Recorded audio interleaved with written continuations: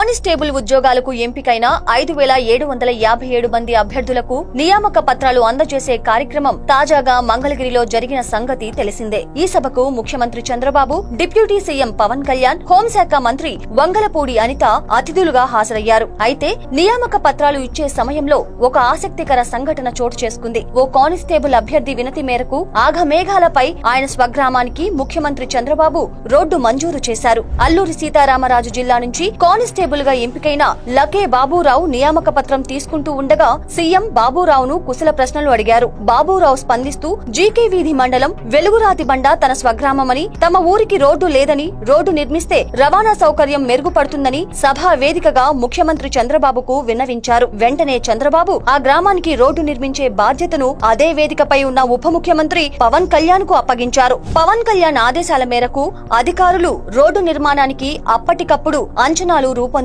తెమ్ములబండ నుంచి వెలుగురాతి బండ వరకు రహదారి నిర్మాణానికి 3,90,00,000 రూపాయలు మంజూరు చేస్తూ అల్లూరి సీతారామరాజు జిల్లా కలెక్టర్ ఆదేశాలు జారీ చేశారు. ముఖ్యమంత్రి చంద్రబాబు ఈ విషయాన్ని సభలో ప్రకటించి పవన్ కళ్యాణ్ ను అభినందించారు. సభ ప్రారంభంలో బాబూరావు రోడ్డు కోసం విన్నవించుకోగా సభ ముగిసేలోగా మంజూరయిందని